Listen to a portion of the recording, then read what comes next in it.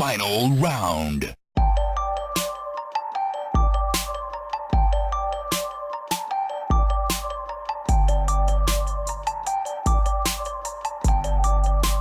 You win.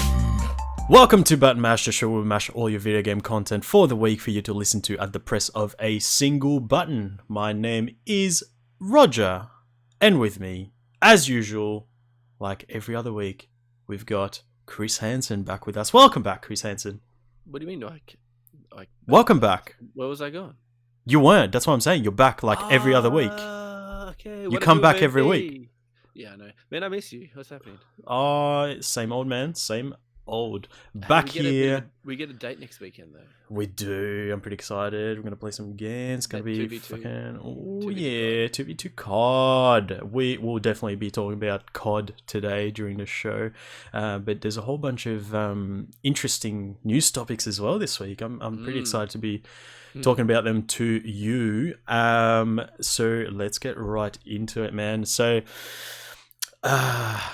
speaking of, you were talking about broken records before. Diablo 4 rumors, leaks. We've been getting them for quite a number of years now.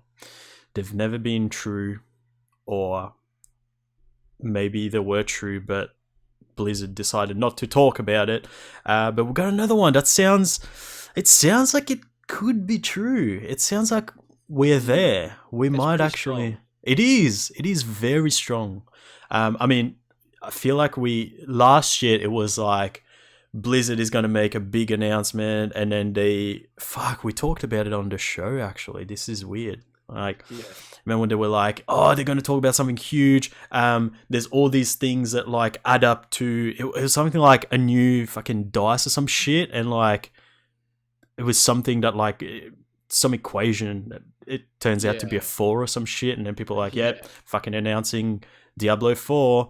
And then Blizzard was like, we do have an announcement. It's not Diablo 4. Don't get excited. And then they talked about fucking Diablo on mobile. Oh man, that was great. Man, and so many salty people in that crowd. So many.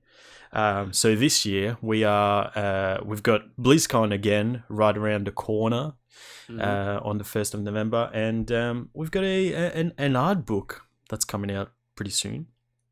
And they tried to hype it up a little bit and went, so we got this beautiful art book featuring over 500 artworks from Diablo, Diablo 2, Diablo 3, and Diablo 4. I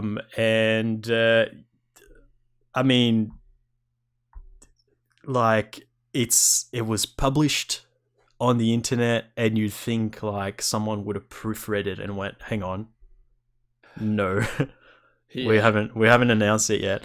So the book comes out pretty soon. It's like coming out next month. And is it a typo? Is it happening? That's a pretty big typo, and as what you said, right? If anyone didn't like proofread that shit and be like, "Oh, dude, you can't be leaking that shit. We haven't even announced it. You can't put it on our art book." Yeah, and that it's not like it's someone posted it on Facebook or whatever. Like, it came out in a German gaming magazine called GameStar, and I wonder how they know as well. Well, I don't know. The thing is, like, they weren't talking about Diablo 4. They were talking about the art book. Yeah, I know. Right? Like, but yeah, it's this weird thing where they were talking about it and didn't realize they were talking about a game that's not out or not even announced yet. Like, actually, the art book is available for purchase at the time of recording this, which is interesting. Maybe I'll go buy myself a copy. See what's in it. Yeah, I know. Have a look what the artwork is from Diablo 4. Yeah, that's really weird. Like, and you'd think it would be straight off the market as well, especially when it got out. Like, when word got back to Blizzard and they were like, they accidentally, said something or, and they think, get that book out. But then again, Even if it was a typo, that means the artwork from Diablo 4 would be in there. So why would they put it in there? Do you know what I mean?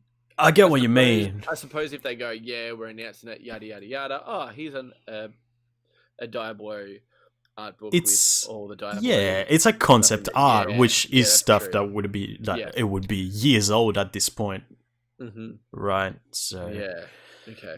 it's not like screenshots from the game when the game's not No. finalized or shit like that. It's like it would be concept art and that sort of stuff, which is like I would get. I mean, like it wouldn't come to a surprise that they're working on Diablo 4, right? Like we know they're working on Diablo 4, so realistically, it doesn't really mean that much. No. It could very well be, like we said, some concept art that's like 5-6 years old at this point, and yeah, maybe that's why they didn't make a big deal out of it. They were just like, well, people know we're working on Diablo 4, so we're just releasing some art for it. I'm scared of like all the fanboys now going like, yeah, we're getting Diablo 4 announcement at BlizzCon. And then this year they're like, yeah, we're going to release an art book. Actually, the big news is Diablo's coming out on Alexa. Sorry, guys. I mean, everyone's got an Alexa now, right? Like, what are you complaining about? Oh, man. I'm a bit like concerned. I mean, I'm not getting my hopes up at all. Like No. zero. Until I see it announced, I'll be hyped. But man, I have like I'm just like, meh, whatever. It's been happening for like at least 3-4 years at this point. Like they're always like, oh shit, like they're gonna announce Diablo 4. Like it's nothing new. It's nothing new. It's just the fact that now we've got actual. It's not even confirmed, but like I said, like you could buy the book. Like some people already know if it's true or not, if it wasn't a typo. Yeah. But yeah, at the same time, That's a pretty crazy typo, hey. Right? I don't think it's a typo. I think I it's don't think yeah. it is either. The weird part is, like you said, Blizzard not making a big deal out of it. It's like this is what makes me think that it's probably like just concept art and stuff. It's all good. It's not ruining any surprises or anything. People know we were. Yeah. Say that though. Yeah, I mean that's it. It could very well be that they're not talking about it because it's not. It's not a big deal. Like it's not like Blizzard has ever denied working on Diablo 4. Like we know that they have a team working on Diablo 4. Right? So maybe they're just like, we're just releasing the concept art for it. Like, what's the problem? Yeah. You know? That's kind of what that's the only thing I can think of that would make any kind of sense. Yeah. Else would be like, surely they'd come out and say something. But we've seen that sort of thing happen where the developer doesn't say anything about it at the same time. So could go either way. Blizzard, I'd be like, I'd just come out on Twitter and be like, it's concept art. Right. I was like, especially so close to BlizzCon. Yeah. Very strange. But since we're talking about it, if we do get an announcement for Diablo 4 next week, what would you like to see in the next iteration? More characters, like classes. I'd like to see a bit more color to the game. I know it's literally a dungeon crawler, but there is there's open parts to the game as well, like outside bits. A bit more. Just they could probably grab certain aspects from like just little bits and bobs of games, like more of the shops and stuff like that, or there's more stuff happening in like a certain town, or it's always not just enemies and stuff like that. I think it would be cool if there was just like a bit of AI walking around. I know there is, like in the bit where you start off in certain towns, but it's not like proper. You're kind Mhm. of just standing there, not doing anything. I'd like to see a bit of more livelihood in the Okay. world. Um, More sort of even lived if in world where yeah, more even just activity. like animals that don't hurt you or stuff like that. But you know what? It's pretty hard to Mm. say like what to improve on it because it's such a good game already. Like it's pretty good. Um, but yeah, I'd like to see a bit more color, maybe like some day stuff, like a bit more Okay. sun. I know there is that what world is that? It's like the desert one. There's a desert world, yeah. Yeah. Yeah. Anyway, you know what I mean. Yeah. But I don't know. I don't know. Just a bit more color, to the game. I get attracted to colors a lot. When it's kind of like that grey kind of depressed, Yeah. and I know why it's like that because it's Diablo, but yeah, a bit more action with the AI walking around. Yeah, Yeah, I get what you're coming. Like, it doesn't have to be like that. Like, no, it doesn't. No. you look at Gears of War, the Mm. original one, where it's really dark, all the like you said, all greys and shit, Mhm. because it's like the post-apocalypse. Like, the world Mm. has been fucked up, and then you Yeah, get Gears 5, which is obviously in the future of that, so the world is still fucked up, yeah. but it's bright and colorful and it still works. So I don't see why they. I get what you were saying there. Like, we get why it was done that way, but it doesn't have to be I for it think to work. Mm. I think actually this just came to my head. Hmm.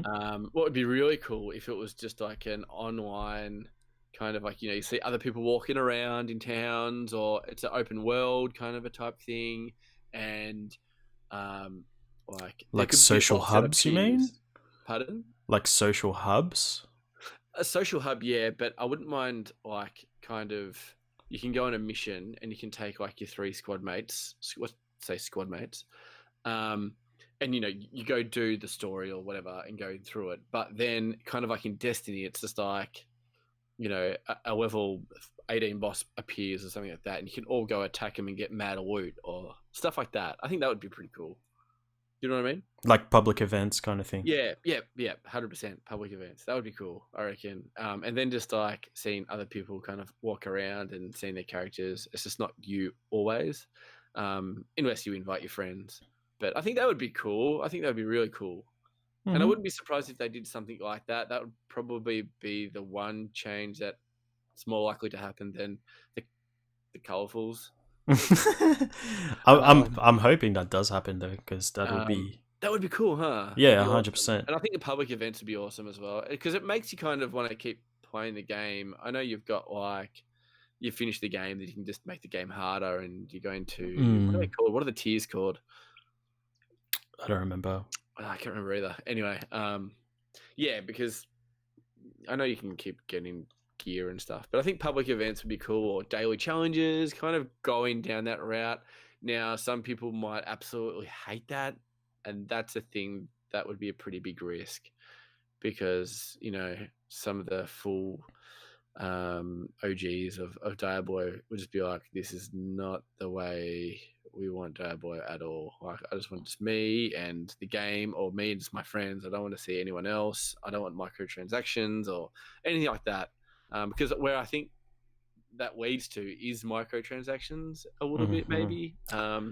So we're talking about turning Diablo into a sort of game as a service kind of thing, like a living game. Like, Yeah.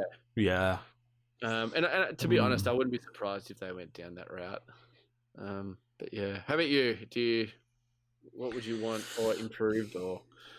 I literally have no idea. I feel like, It's hard. especially, yeah, 100%, especially Any when we're game. talking about a game like Diablo where it's been like there's still versions of it coming out. Like Diablo Mm. 3 came out on the Switch Oh yeah. under a year ago.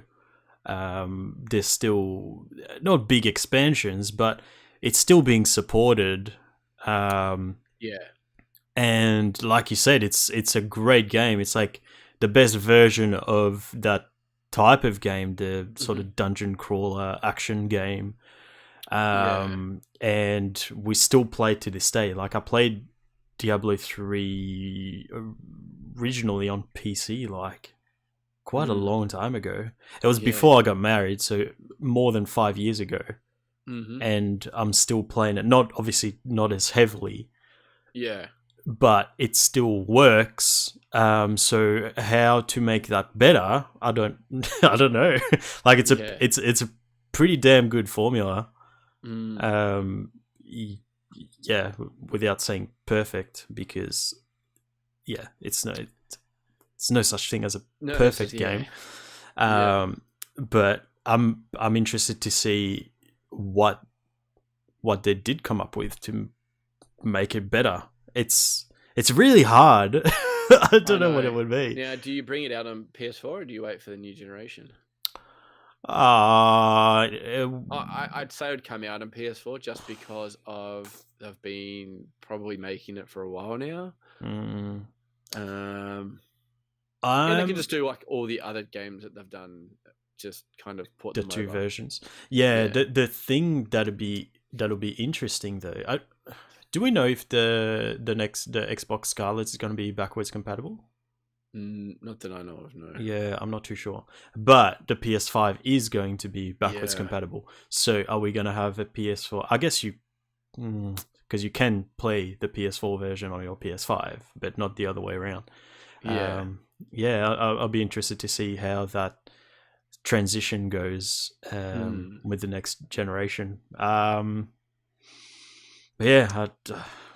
don't know. Is it going to be a problem? Is it going to be the thing of because cross-platform is a thing now? Is it going to matter what you get it on? Only time will tell. Yeah. I think they could take a few little bits and pieces out of World of Warcraft as well, in that sense. Not as a subscription-based game, but as a gameplay-wise, or stuff that they've been doing, or make new worlds, or heaps of good DLC and stuff like that. Because I feel like it's that type of... It can be, like, I don't know, that type of game in a sense. But, yeah, just throwing ideas out. And I think some of them might be true. Hopefully. Yeah. We'll see. Well, if we look at the signs, it might not be long until we find out what's going on. But let's move on to our next topic, which is about Bethesda. Good old Bethesda. Oh god, the company that we all loved. What is Bethesda up to these days, you ask? Well, Bethesda is trying to get more of that sweet money you're trying to keep in your wallet. So they are working on bringing out a subscription service for Fallout 76 called Fallout First. And it's going to cost you $100 a year or $13 per month.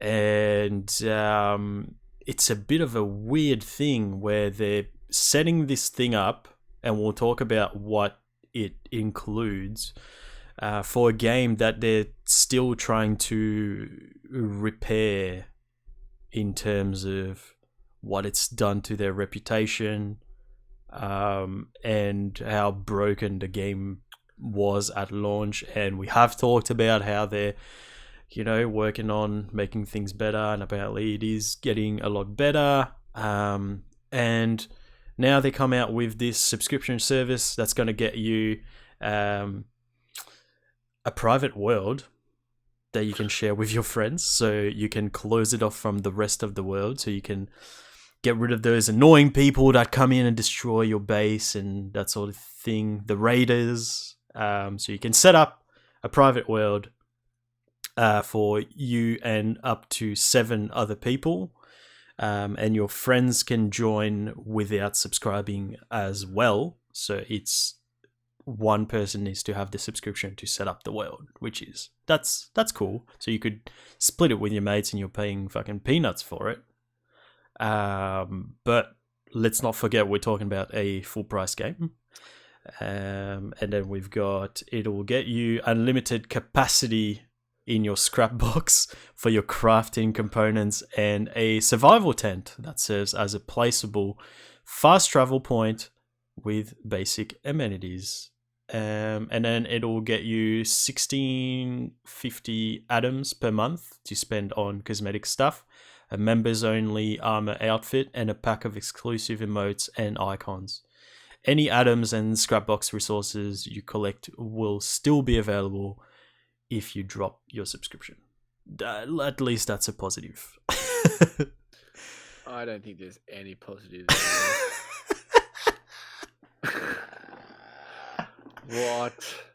Right? Fuck. Bethesda. What the fuck? They got balls. We'll give them that. They got balls. I am so speechless when I heard about this. Like, Bethesda used to be one of the top tier companies of where you'd always be excited for their games and this and that. Man, honestly, like, fuck you. What the hell, man? Like, for starters, who is buying this? Like, no one's buying this, surely. Like, here's the problem. Here's the problem. Yeah. People are going to buy this. I just want to know who. The same people who buy the stupid the people who spend. Just remember that there's people spending hundreds and hundreds of dollars on things like Candy Crush. Candy Crush is mad. It's also a free game. Yeah, that's true. But even the stuff that you get with this is not $100 worth. $100, man. That's for a year. Like 2 AAA games, man. For a year. This is a subscription for a year. I thought it'd be for life. Till they turn off the servers. I think that's what people thought as well when they bought the game full price. Because, reminder, this is a full price game. And you know what? They haven't even put in the AIs yet. Like the actual talking AIs. They haven't done certain stuff that they promised, but they've brought out this shit. That's another thing. So they were working on a new expansion that's been delayed. Yeah, awesome. Yeah, exactly. So it's been delayed till next year. I wonder why they delayed it to work on this shit.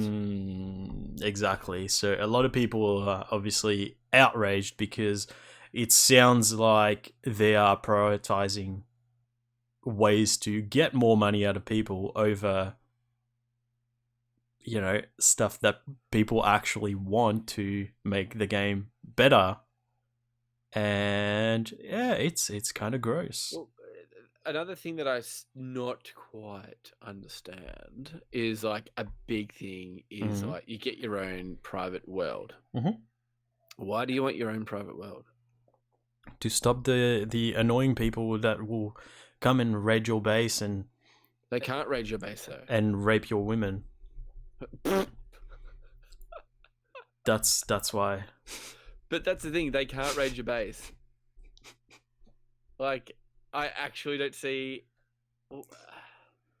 Man, please, someone's got to tell us. Because, like, when I played this, no one could come in and, like, just...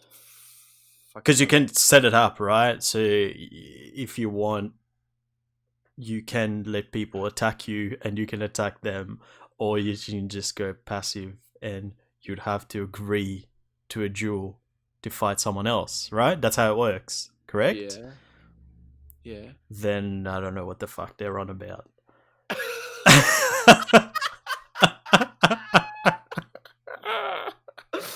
Like, what? What? And then they're like, we're gonna give you a fucking scrap box so you can have you can collect more shit that you don't need. Hey, it's unlimited amounts of shit you don't need though. There's no limit to it. I'm so confused, man. It's only $100, Chris. Like,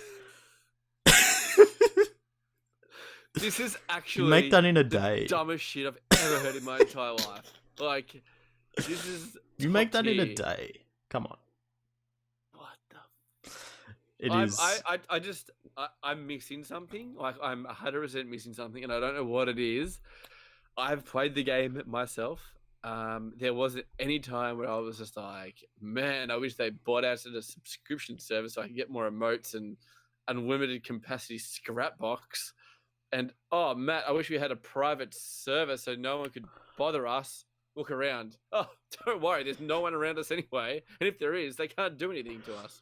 Like, we did see people, but they don't grief you, and they can't grief you, is what you said. Like, What if they, like, you know how you could get the codes to some fucking nuclear bomb and you can set off the bomb? Like, if we do that, wouldn't that destroy your base?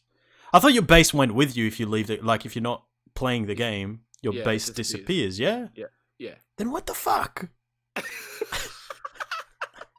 But you know what, though? It's just like... I'm speechless, dude. Like, I am so speechless, dude. I don't understand. I saw this and I was like, oh, interesting. Show me. So, and then I was reading it and I was still confused as fuck. Like, I was like, oh, wait for it, and you get Fallout, the new Fallout game that's coming out next year, or fuck, you get all the Fallouts in one. Oh, fuck. You're like, what the fuck, mate? Like, I actually thought you'd get all the, like, every single Fallout, every single DLC. What about what I thought it was. What about the survival tent, though? You get a survival tent. So you can fast travel.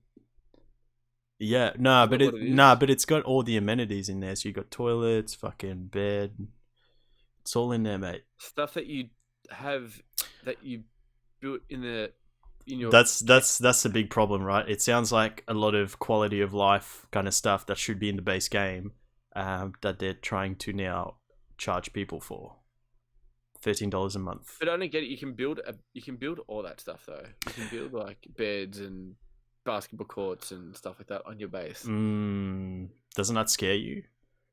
Does that make it sound like they're gonna put that behind a paywall now? That's what I'm thinking. I've already made it, so fuck you, Bethesda. I already got it. Nah, it must be like something different to what. Fuck, dude. Is it though? Know, man. I am so. Wait, when does this coming out?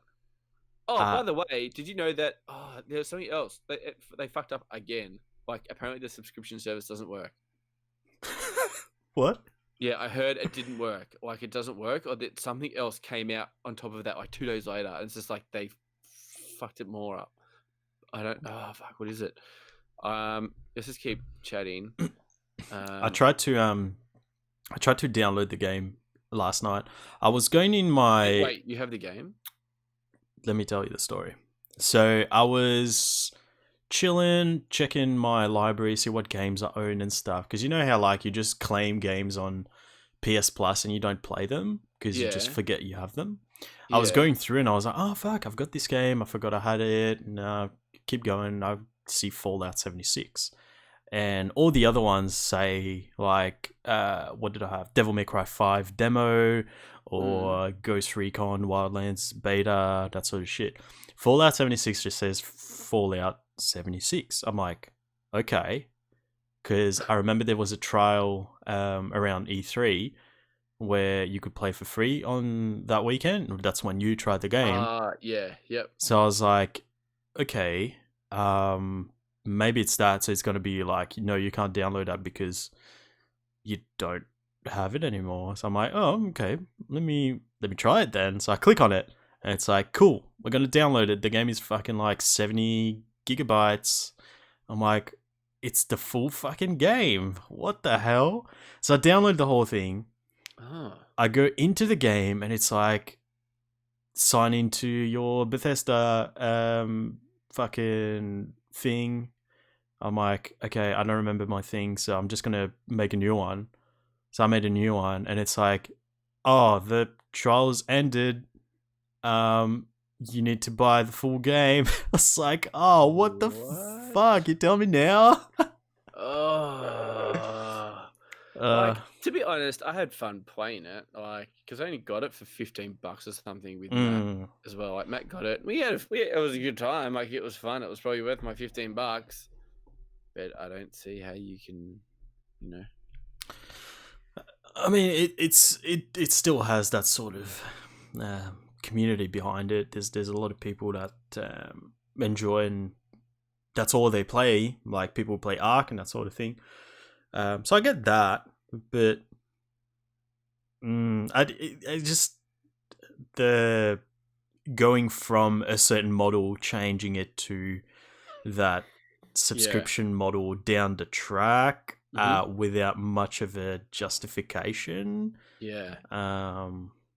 doesn't seem right. I mean, at the Yeah. same time, I feel a bit like a hypocrite because I would Yeah. never complain if a full price game went free to play, right? Like, Yeah. no It's one true. batted an eyelid when Destiny 2 went free to play. So I don't know. Um. Go on. Yeah. So there's a guy at the moment, right? His name's David Chapman from Mm-hmm. Indiana. Mm-hmm. And he bought Fallout 76 add-on domain website. Yep. And Bethesda haven't bought it yet. Oh, that's right. The website. Yeah. No, I saw that. The domain. Yeah. What a sick! Actually, I don't think that's actually the thing that I saw, but like that just popped up straight away, and I was like, Mm. "Oh, that's funny as well." Yeah, they're having a rough time, man. They're having a rough time. No shit. Um, oh, dude, like, yeah, there's not going to be one good positive things, and you know what? They'll make money, but is that money going to be worth the hate? Do you know what I mean? Yeah, but that's the problem. Like, it's people still buy shit, and it's hard to prove them that it's wrong when they're still making money from. Yeah. Yeah. But man, they fucked up, and yeah, eat a dick, Bethesda. You ain't getting $100 from me, motherfucker. Yeah. Speaking of fucking up, let's talk about our next topic, which, maybe I was a little bit surprised, if I'm being honest. So yeah, Ubisoft had what's it called? The investor call for the quarter, and talked about Ghost Recon Breakpoint and admitted that it was a bit of a failure. And not just in terms of revenue, where yes, it was a bit of a fuck up. They haven't made much money from it, which is a bit sad. But they're also saying that a large part of the community was against the changes, I guess, or the lack of changes in the new gate compared to Wildlands. And yeah, so we're going to see some pretty significant changes moving forward from games from Ubisoft. So that's already caused the delay of a few of their AAA titles that were coming up in the next few months. So is Watch Dogs Legions they're next year, aren't they? Yeah.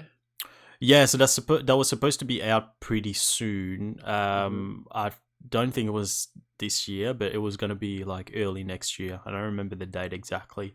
But now it's been pushed back to 2020-2021 fiscal year, which is April 1st to March 31st next year, the year after that. And they're even talking about moving it after July 1st, saying between July 1st and December 31st, 2020. But that's talking about Watch Dogs Legion, Rainbow Six Quarantine, and Gods and Monsters, which was set to release in February next year. Yeah. I think they should probably wait even more for the next gen console as well. Like, if it's coming out in like end of 2020 or December or something like that, it's like, dude, PS5 is going to be out like then. Yeah, but like we're still gonna have a fair few people who aren't gonna get the console on release, I suspect. I know, but don't you think that would be like an awesome like release for Yeah, it but as what well? Like, like imagine what that. does it That'd be what does it sick. even mean these days? You know, like it's like when perfect example, Call of Duty Ghosts. We bought it on Mm-hmm. PlayStation 3. Mm-hmm. And it came out right in between like right at the end of the PlayStation 3 and the start of PlayStation 4. You buy the PlayStation 3 version and you get a free update. So when you put it in your PS4, you get the PS4 version. Up-res. Exactly. So But will they? That's the thing. Like, will they do that, or will it just be just the normal PS4 version? I don't know, but Like, it's going to be backwards compatible. Yeah, we know that. But like, yeah, but are there games are that you going to buy a PS4 game when you have a PS5? maybe, You reckon? yeah, why not? If I can play it on my PS4, like what's the thing that's gonna make you go, oh no, it's a piece of shit. It needs to be a PS5 game. Like, I don't think the change between this generation and the next one is going to be that massive. Like, the thing that we've seen in the past is mainly graphics, right? And I don't think we're going to see that big of a jump between the current gen and the next generation. I think they're focusing more on like what they were showing with the Spider-Man thing, how like loading is going to be pretty much quicker and stuff like that. Yeah, which is still doable, right? Like you can just have no loading in that same PS4 game on your PS5. Yeah. Like I'm not buying the PS5 for graphics. So yeah, that's true. Because then you look at like I don't the have a best problem with that. PCs out there run some games, and you're like, yeah, it looks good, but not as much as Yeah, that's could a it be good a point. simple thing of like, oh, it runs at 30 frames per second, but when you play it on your PS5, there's going to be an update that lets it run at 60 frames. It's smoother, and you know what I mean. Like, I don't think that's going to be that big of a deal moving forward. So I don't know. I mean, if there is something that makes it heaps better, and you need to be playing the PS5 version, then yeah, but I just don't see it. I think the PS5 backwards compatibility is like a massive thing though, because if they didn't have that, a lot of people were trading their PlayStation 4s for the new PlayStation 5s. And people just wouldn't get it because they're like, well, I don't have a PlayStation 4 anymore, so I'm not going to play it. Yeah. But where this one, it will be, so I think they're more entitled to buy it. So yeah, more to think about it. Yeah, true. Yeah, exactly. But let's go back before we get too far from the actual topic, which is the Ubisoft. Oh yeah, Ubisoft. So basically, Ubisoft didn't provide the actual numbers, but they said that there has been a pretty sharp downward revision in the revenues expected from Ghost Recon Breakpoint and the Division 2, which is another thing. Like, I thought Division 2 actually did pretty well, but that's only from me enjoying the game. So I just kind of expected, hey, everyone's enjoying that game too, right? Because it's a good game, but apparently not. It didn't sell as well as they expected, and they blamed the failure. We're talking about Ghost Recon on the failure to differentiate Breakpoint from Wildlands and a lack of interest in sequels to live games, and also an excess of bugs from the game's failure. There was 2.5 year a 2.5 year gap between Wildlands and Breakpoint. Now, I thought about that and I thought, yeah, that's not a great gap for that sort of game. Like, obviously, we're not talking about sports. Not talking about sports games, which get fucking a different version every. Yeah, exactly. And I thought about it and I thought, like, obviously, it didn't affect me because I didn't play Wildlands, so it worked out for me. But I get where they're coming from, I guess. And then I thought, like, because as a result of what's happened here, they're gonna basically have a bigger gap in between their what they call live games, which is games that get updated all the time and that sort of stuff, different events and that sort of thing. And I think that's a positive, right? And then I thought, I can't remember the game I was thinking of at the time. But, actually, here we go. I've got it. How old is the Elder Scrolls Online? Oh God, over 10 years. Elder Scrolls Online. Get Oh, fucked. online. Oh, sorry. Online. I was like, No, mate, sorry. what the Sorry. fuck? Yeah, no, my bad. What, like 5, How 4, old? 5 years? Yeah, it'd be 5. Yeah. Actually, you know when it came out? When I went to America, and it was 2000. It would have been the second time I went to America. Uh huh. 2006, 15? 15. 2015? 2014. 2015 or 2014 14. is the answer. Oh, was it? Okay. Yep. I was off by 1 year. Just fine. What I'm getting at here is it's the same game, no sequels. It's just been getting expansions to make the game better, add more story, add more stuff to the game or features, that sort of thing. And they've got how many expansions now? Like 3 or 4 at least. Mm-hmm. And it's the same game. They didn't ask anyone to buy the Elder Scrolls Online 2 because I understand we've had developers talk about I think it was The Division where they were talking about the Frostbite engine, how it's really hard to update it in certain ways to make it like expansions of the caliber of something like World of Warcraft, for example, which obviously pretty old, still the same game, but very different to what you got in 2006 or whenever it came out, right? Yeah. So I kind of get that part, right? Mm-hmm. Where it's like it's easier to make a brand new game and start from scratch and all that, right? But when we're talking about things like this, where they're saying, especially like there's a part where the developer was saying that it's not a fair comparison to compare Wildlands to Breakpoint because Wildlands has had 2.5 years to get its act together, whereas Breakpoint is a brand new game. Yeah. You're thinking the same thing I'm thinking, I'm sure, which is, hang on, you've had that other game, and this is the sequel to the game. So why are you starting from scratch when you've had all this shit that you've learned along the 2.5 years? And the thing that shocked me is that from this day, right now, I still think Wildlands is a better game than Ghost Recon. I think if someone came to me right now and said, "Man, I'm really interested in Ghost Recon. I haven't played Wildlands or anything like that," I'd be like, "Go buy Wildlands. It's fucking cheap. Mm-hmm. Yeah, you get more bang for your buck as well, and it's polished. It's a already made game. Yeah, go get that. Ghost Recon, you're still going to be paying $50 for it. Don't bother.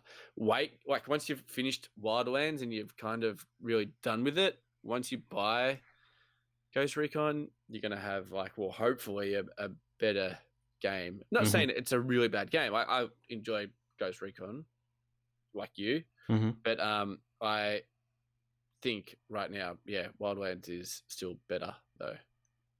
Yeah, especially when they look at it that way, where they're not picking up from the end of the... I mean, it kind of makes sense, right? Because obviously they would have been developing Breakpoint in the middle of Wildlands life cycle. So I kind of get it. Yeah. But if that's going to happen, you're going to lose money over it, more importantly, because it's not helping them in any way. No. Why don't you just work on making Wildlands just a game as a service and just release expansions for it and make the game better? Exactly. That'd be awesome. Right? Like, why isn't Breakpoint an expansion for Wildlands? It's just that yeah, exactly.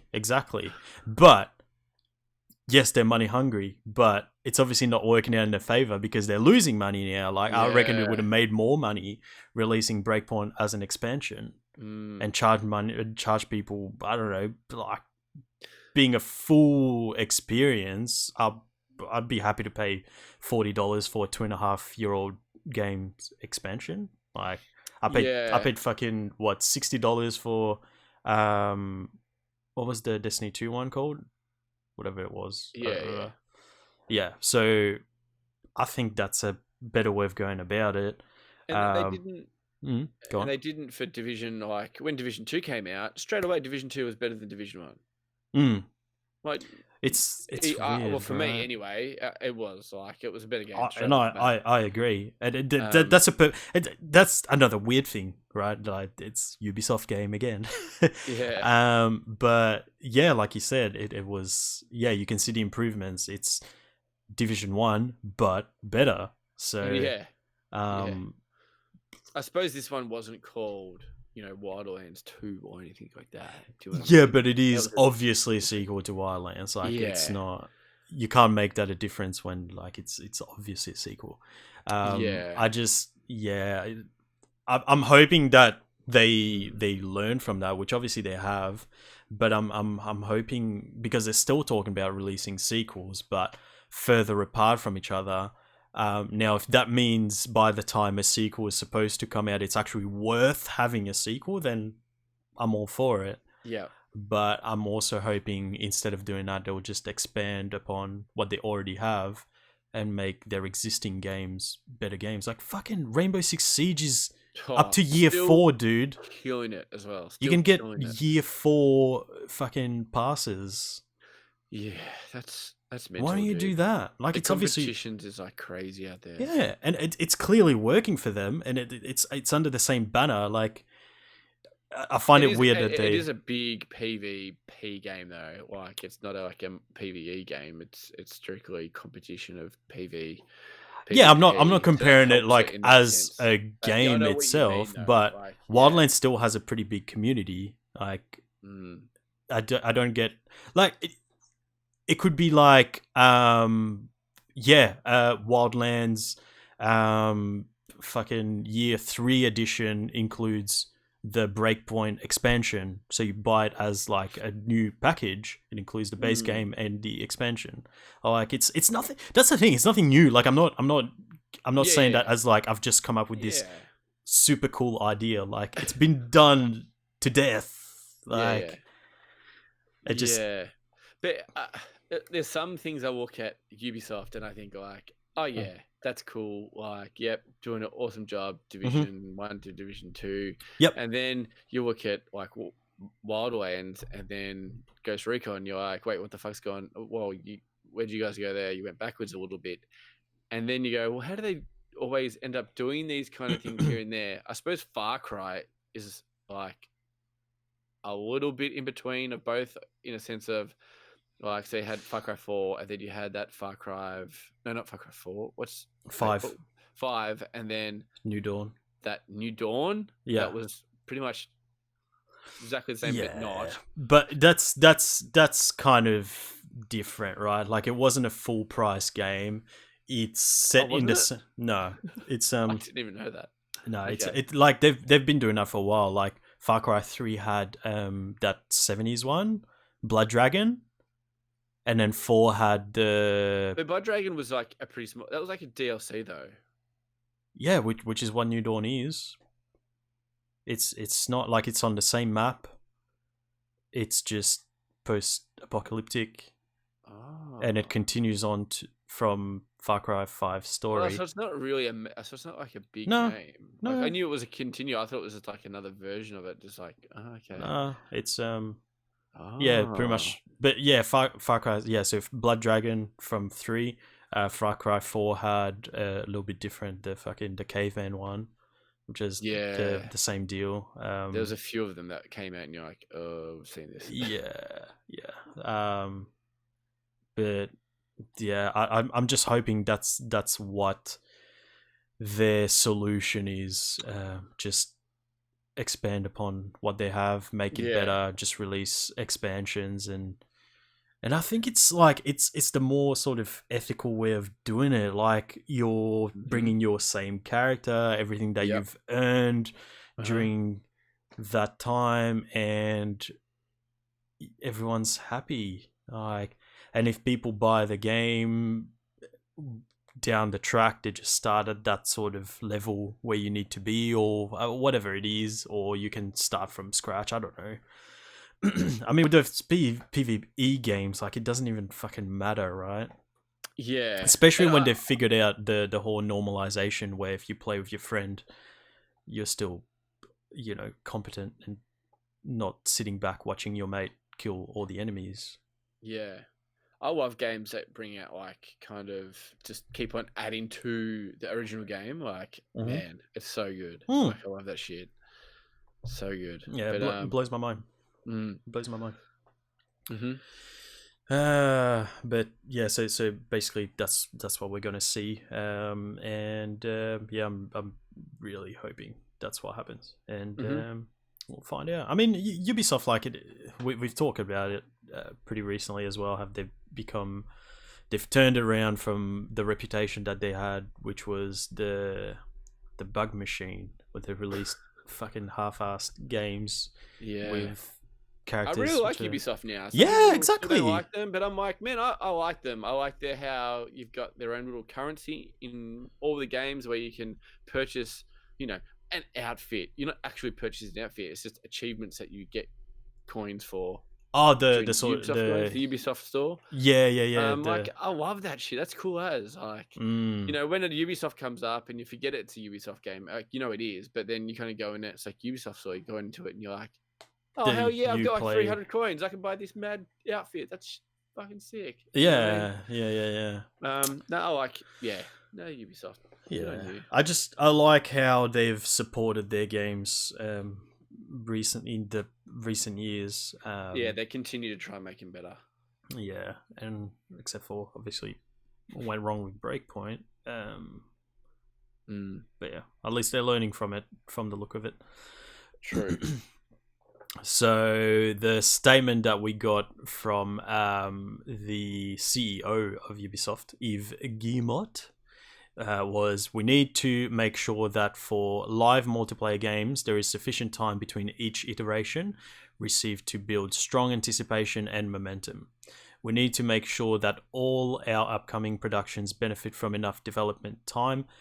This has been our strategy for many years, and it has proven very effective. This situation is telling us we can't make exceptions. Okay. So apparently they tried to make Breakpoint an exception with 2.5 year gap kind of thing. Anywho, let's look at it as a positive. Even though, like, I mean, like we said, like I still enjoyed Breakpoint. I need to get back into it, but yeah, same. So much shit going on. So many games, like even Borderlands as well. That I'm like, yeah. We'll try and play that next week, I hope. Oh yeah. Wait, what are we playing? I don't know yet. We'll talk about it. We need to make a set list of what we're going to play, of like 1 or 2 or maybe 3 games. I doubt we're going to get to 3. Call of Duty. Oh, it's home time. Yep, pretty much. That's exactly what our night is. That's exactly what it is. Yeah. But Chris, let's talk about the games that we've been playing this week. And I did bring it up a couple of days ago. I told you that I've gotten back into Pokemon Go. I just need you to understand to basically at what extent I've gone back into Pokemon Go. Like, oh no, I'm back into Pokemon Go, mate. I'm back in. You know what? I was gonna download it the other day. I was like, I should download it and just suss it out and see what's going on. But it makes me go like, I don't really want to do this. It's like me. It's like you and your Fortnite shit. Like, it's gonna be exactly the same thing. Like, I don't want to do it, Mum. Yeah. So after we talked to the Angriest Scotsman, we made fun of him for sitting outside of PAX for 2 hours to catch some shiny Pokemon. I thought, a lot of people are saying it's a much better game compared to what it was. I thought the last game was fine. Like, when I downloaded it, I thought it was great, but then it just got boring after a while. Just got over it. Yeah. But yes, I've played on and off since 2016. A couple of times I re-downloaded it, and then I was like, okay, cool, I'm going to go outside, I'm going to catch some Pokemon. I do it, and I'm like, that was fucking sick. Cool. Done. I'm done for another couple of years. But this time around, I logged in today, and that was my 7th consecutive day that I had logged in. I got extra shit for it. And I was like, well, fuck. Okay, it's got me back. So 7 days ago, I re-downloaded it.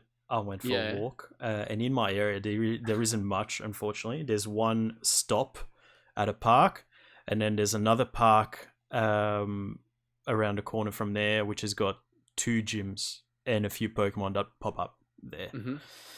So I went to the gyms, I sussed it out, and there was some Pokemon there, and I was like, oh, fuck yeah, I'm back in. I've got like 120 Pokeballs from the last time I played. I'm like, cool, there's some new Pokemon in there from Gen 2 and I think 3.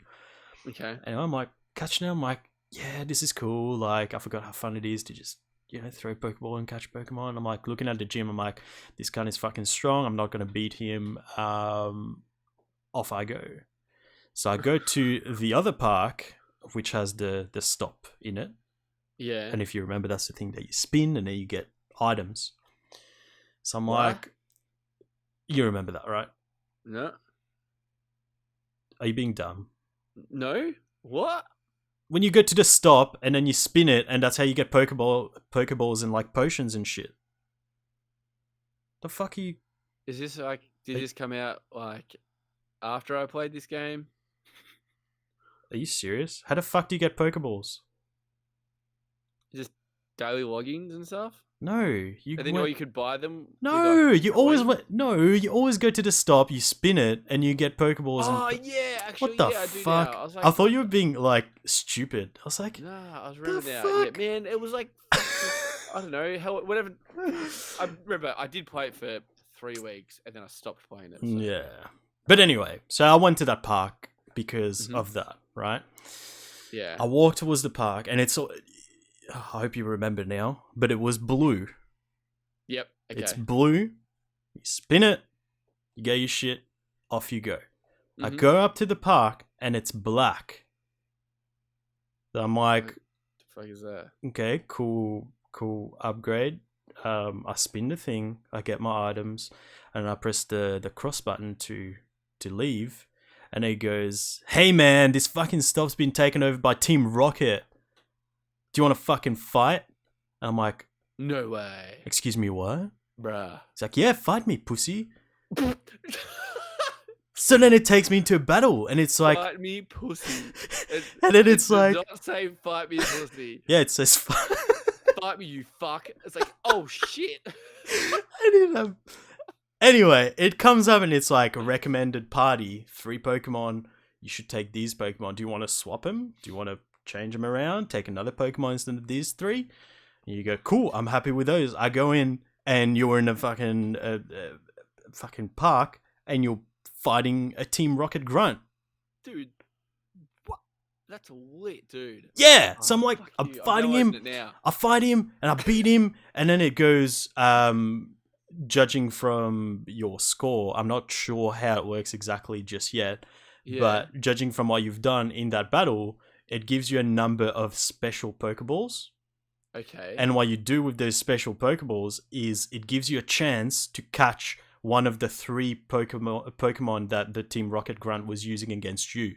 So they've been like possessed. So they're like got like this weird purple aura around them, like they're demonized or whatever. Yeah. So then it goes, yeah, cool. Have those Pokeballs and have a crack. Try to catch it. And if you can only use those Pokeballs though. Okay. You can still use your berries and you catch the thing and you get a fucking possessed Pokemon. And then you can spend the whatever it's called, Stardust or whatever that you get to Stardust, dude. This shit is haunting me. I remember all this shit. yeah. So you probably have a fair bit from last time you played, but you use like 2,000 or whatever it is to basically cleanse it. To cleanse it. So then you have a normal Pokemon again. But I think you can still use it when it's possessed. I don't remember what the How term did is. you used to evolve Pokemon? Was it from You starter? got candy. Oh god, dude, what the fuck? So how it works Holy is, shit. So when every time you catch a Pokemon, Yeah. like a Pikachu, let's use Pikachu as an example. You catch one Pikachu, it'll Okay. give you a certain amount of Pikachu candy. It'll give you 6 as the basic amount, right? Uh-huh. If you catch another Pikachu, you get another 6. Okay. Every time you catch Pikachu, you get more candy. Yeah? And if you send them to the professor, two candy, Mr. Guitarman in the chat says. Okay. And basically you collect more candy, and every Pokemon has a certain amount of candy that you need to evolve it. That's how it works.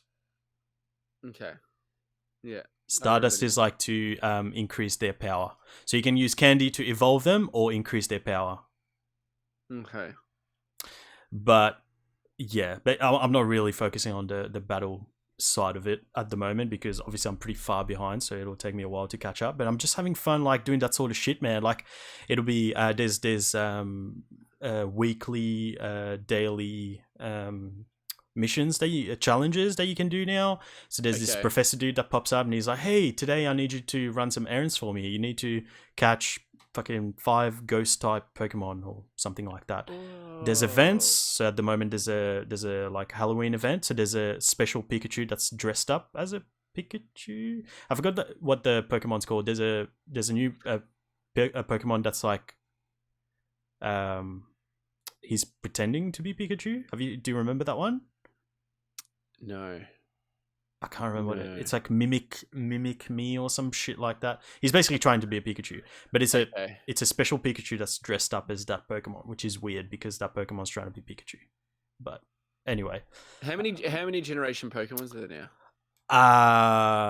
What's it up to in the game or? Well, I left when it was just Gen 1. Gen 1. Yeah, I think there's at least Gen 2. I think it's Gen 3 as well. I'm not sure.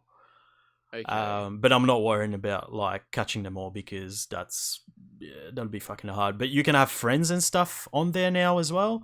I'm not sure what you can do with them. I'm not sure if you can trade now. You can definitely fight other people. We talked about that a while ago.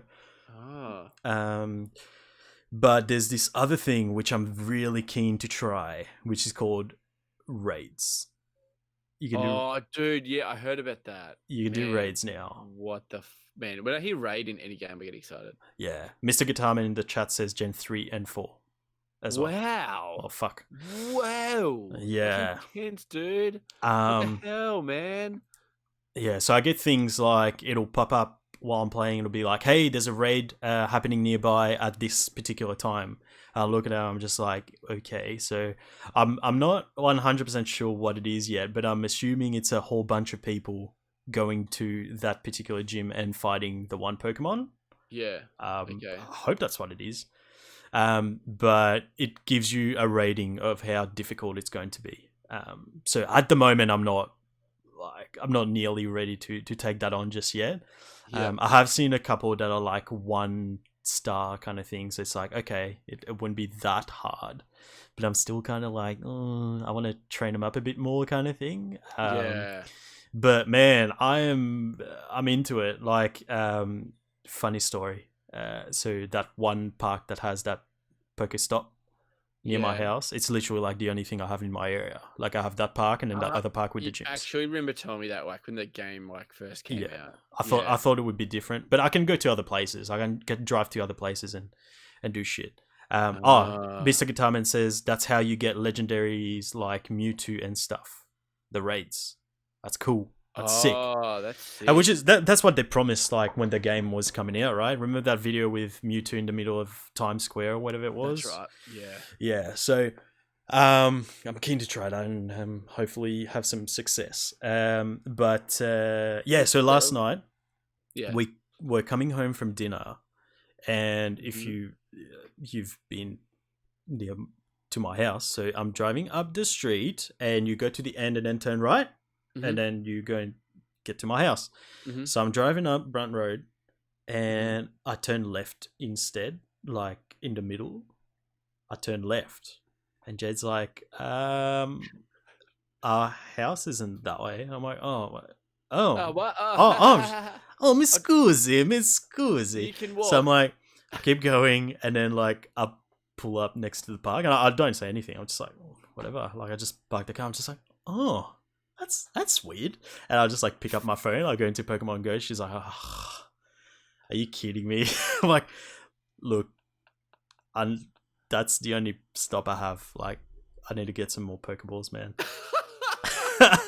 And I got the Pokeballs and just turned around, got home. It was like, Okay, motherfucker. So, as you can see, I've just fucking downloaded Pokemon Go again. Fuck yous.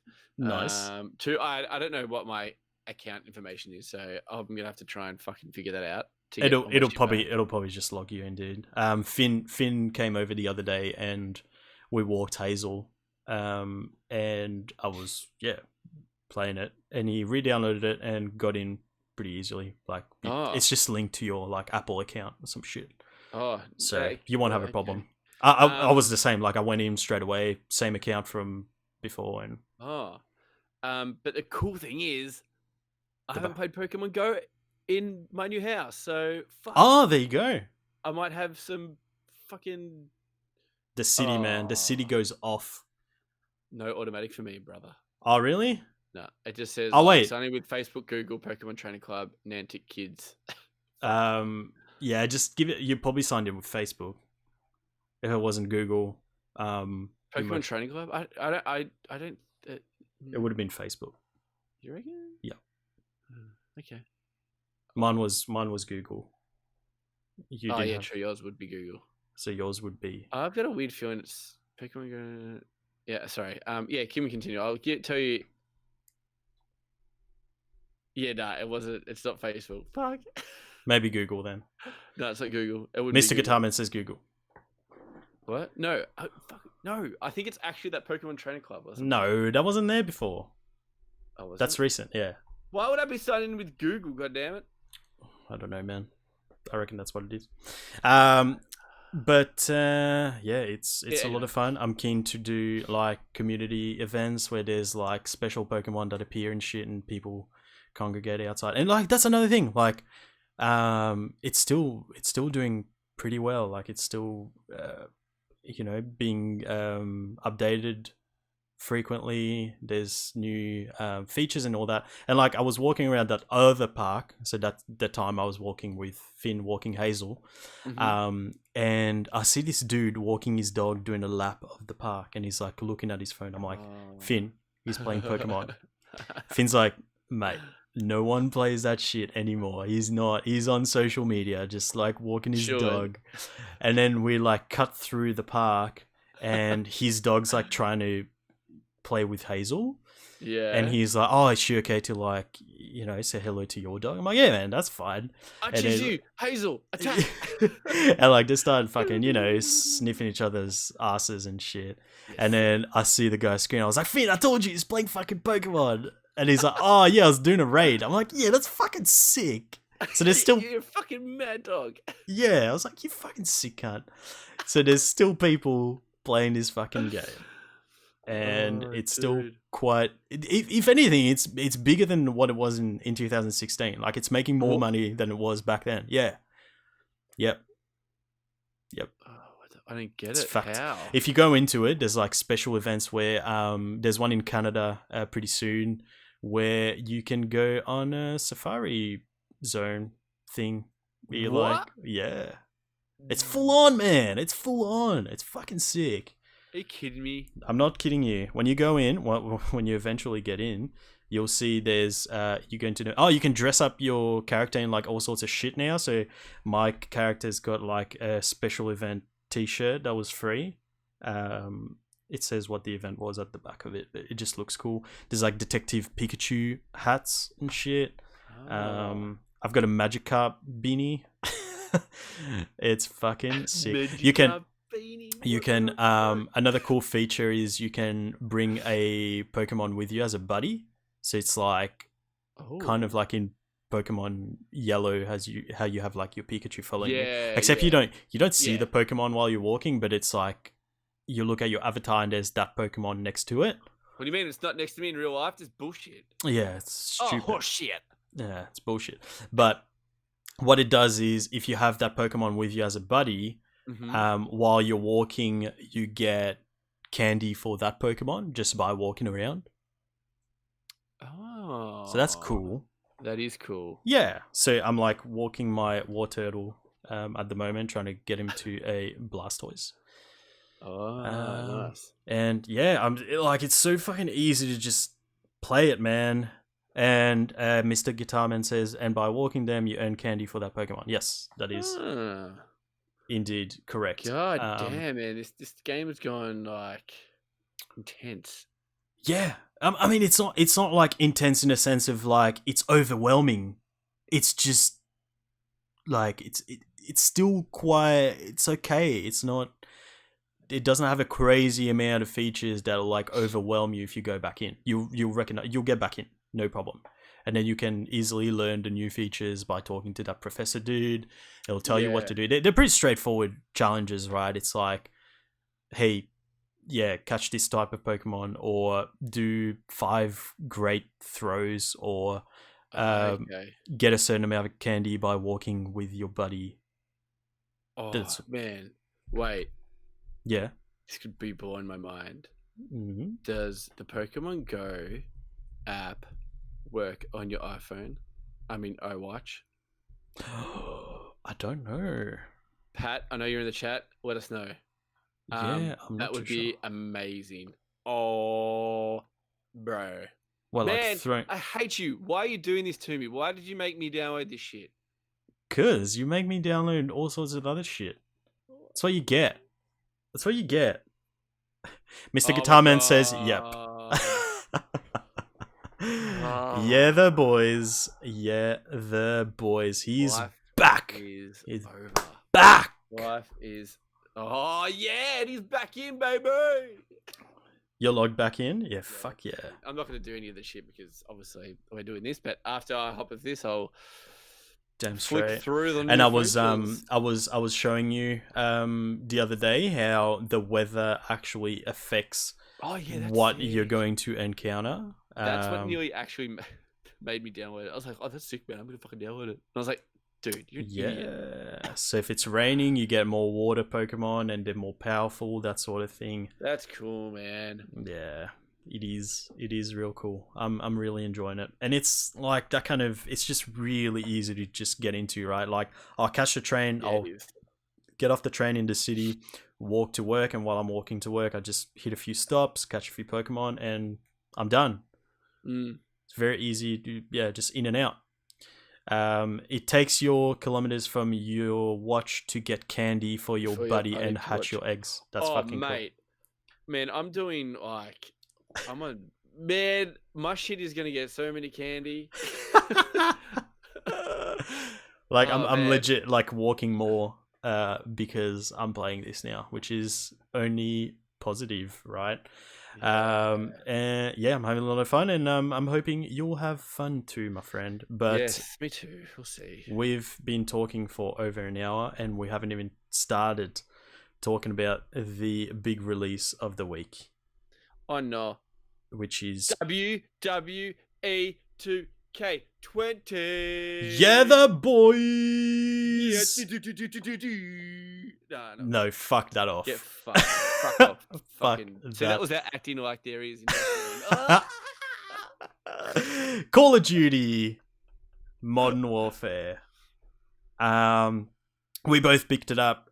We had a bit of trouble getting into the game, like actually getting to play the game, which was a very, very interesting experience, to say the least. So we have got the game on PlayStation 4. I'm not sure how it was set up on Xbox and PC, but let's talk a little bit about the experience of trying to set up the game on your PlayStation 4. So I was the first one to attempt that because I got the game early. But basically you pop the game in and it'll go, okay, I'm going to install the game from what you've got on the disc there. That disc that you've popped in, I'm just going to install the information that's on that disc. I'm like, okay, cool. standard so far. And then I'm expecting a day one patch. And that happens, and it's That's like, something that, what, 3 gig normally, around that, 5 gig, whatever. oh, let's. I mean, I was expecting something pretty big because the thing is, like, a lot of the time now, it's you get a certain amount of stuff from the disc, and then they just get you to download a big chunk of the actual game because so much is like online components and stuff. So I'm like, it's gonna be pretty big. I'm like, 20 gig, 20 gig. I'll give you 20 gig. That's pretty big, right? 50 fucking gig. So I'm like, okay, 50 gig, not bad. So it's installing. I'm like, okay. I mean, I'm pretty keen to. We've talked about the shitty thing of having Spec Ops available only on PlayStation. But I mean, I'm not gonna boycott it, right? I still want to play it. I still want to play it. I've got a PlayStation 4. I bought the PlayStation 4 version. I'm gonna play it. So I'm like, cool. My game's installed. Spec Ops was our jam though, back in the. It was. The 2 games. So. It was. Three. It was. So I'm like, cool. I go into the game. I play a little bit of campaign. I'm like, cool. I remember how to play. Shoot, reload, aim down sights. Cool. Let's go and suss out the Spec Ops mode, which is what I really want to play. So I click on co-op, it's called. Click on co-op. And it goes, hey, hang on a minute. You don't own this content. You need to download it. I'm like, fuck. What are you talking about? I bought the game, man. Like, it's included. What are you talking about? Takes me to the PlayStation store and it goes, you need to download the Spec Ops pack. I'm like, okay, cool. That's another 12 gig. Nice. Fuck yeah. So okay, download it. Downloaded it. I go back into it and it goes, hey, hang on. You don't own this content. And I'm like, you just fucking made me download it, mate. I downloaded it. What are you talking about? I fucking own it now. And then it takes me back to the store and it goes, hey, this content isn't available at this moment. And I'm like, what? What are you talking about? Like, is it not out? Like, did I get the game too early? I'm playing on Xbox. Oops. I'm like, what's going on? So I'm like trying to suss it. I like Google the thing. I'm like, surely other people have had the same problem. Nothing. And the problem of having the thing being rebooted when I go Modern Warfare, it's coming up with like Modern Warfare 3 Spec Ops. So I'm like, oh fucking hell. Okay, I can't find anything about it. So I'm like very close to deleting the whole game and reinstalling it. And then I go, hang on, there's a way of actually checking the various downloaded packs that you have. And it goes, you have Spec Ops Pack 2, but you don't have Spec Ops Pack 1 downloaded. So I'm like, okay, download Pack 1 then, you fucking idiot. I didn't have that. I just went to Spec Ops, went into... Yeah, so yours just went normal and... I just downloaded it and that was it. Yeah, but like, as you saw, you know how you said you saw that people had the problem where it wouldn't download it? It was doing that for Pack 1. So it didn't download Pack 1, downloaded Pack 2. So I downloaded Pack 1 and then it worked. And then you go in and then there's another pack that you need to download, which is the Survival Pack, which is another 2 gig. Man. Interested to see what it's like on other systems, but it was a fucking nightmare to get everything working. So everything is broken up in different components, and like that's fine if you download it all automatically. Like having to do it manually every time you like when you go into that particular part of the game was a fucking pain in the ass. Just don't delete COD. Do not off your PlayStation. delete COD off your PlayStation. That's some great, very wise advice that you got there, Chris. Even if you need room, don't. So then we got there. You got there. We got to play the game. What do we start with? Do you want to start with the campaign? Do you want to start with multiplayer? Okay. I feel like we'll start with the campaign because obviously that's going to be shorter than we'll go campaign. We'll go Spec Ops, and then we'll go multiplayer, which is going to be the biggest chunk. So campaign, we're up to around the same point now. I think. Yeah. Okay. We won't go spoilers, but basically the whole thing of this Modern Warfare is they're rebooting it. They're sort of bringing it up to the current times to sort of, show what it's like to be at war in It's modern. 2019. Yeah. And they go for a lot of shock value, I think. 100%.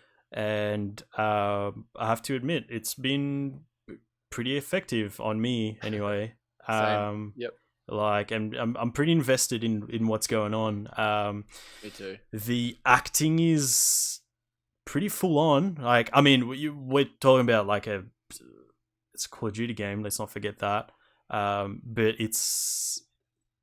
I'm like thinking of the last one that I felt was kind of cheesy and just sort of bro-y, which was Black Ops 3. 3. Yeah, with the dude from SVU, and like that was just Yeah. a bit shit, a bit cheesy and stuff. But this is proper, like a It's war movie kind of it is, blockbuster exactly like a movie, movie. and it's pretty good. It's pretty good. The acting is pretty spot on. Yeah, acting's good, man. I've enjoyed it, and I haven't thought and been like, oh man, the acting's terrible in this. No, it's One thing that got me going, wow, are the graphics. right. Holy shit, dude. Yeah, and Graphics we're are playing insane. on the PlayStation 4 Pro.